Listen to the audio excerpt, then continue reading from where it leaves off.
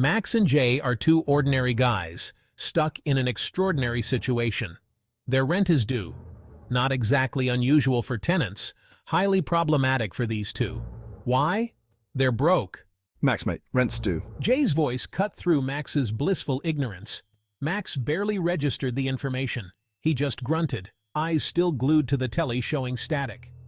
Jay, a picture of perpetual anxiety, paced the cluttered living room. Max, did you hear me? We're about to be out in the streets. Homeless! Can you imagine? Max finally tore his gaze away from the television. He looked at Jay, a puzzled expression on his face. Out on the streets? Why would we be out on the streets? It's raining. He gestured vaguely towards the window. Rain lashed against the glass.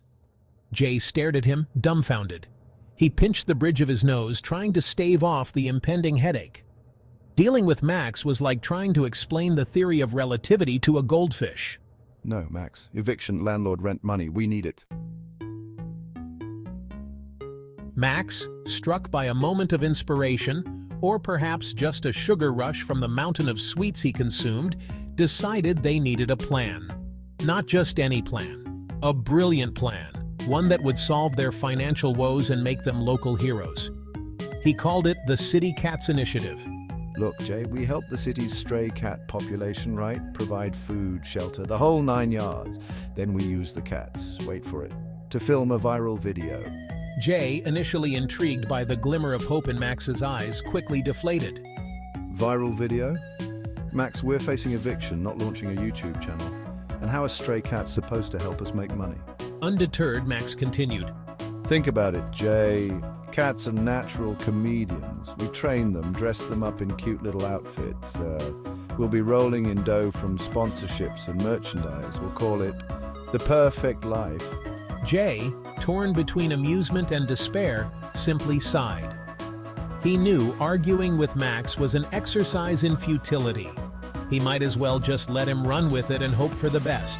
It couldn't get any worse, could it?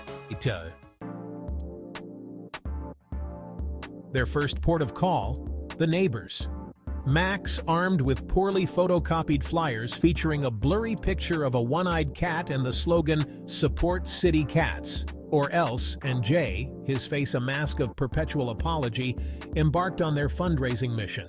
Good afternoon, madam. Have you heard the good news? We're on a mission to save the city's felines.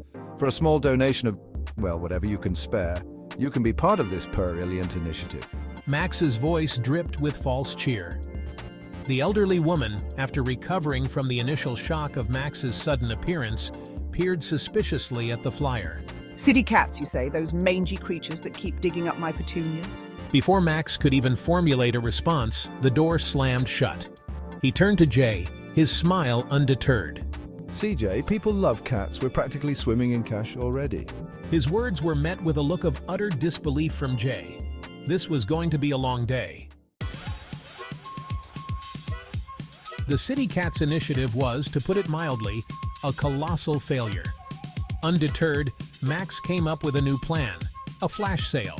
They would sell their unwanted possessions, and by unwanted they meant everything they owned.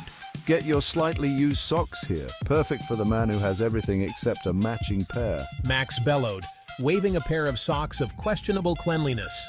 Jay, looking utterly defeated, sat behind a makeshift table, trying to flog a broken toaster and a collection of chipped mugs with faded slogans like, "World's Best Dad." Neither Max nor Jay had children. The turnout for the flash sale was less than impressive. A couple of confused tourists wandered in, took one look at the chaos, and promptly turned tail and fled. A stray cat, perhaps sensing an opportunity for free food, sauntered in, gave Max a disdainful look, and promptly curled up on a pile of discarded clothes. Just when all hope seemed lost, a letter arrived.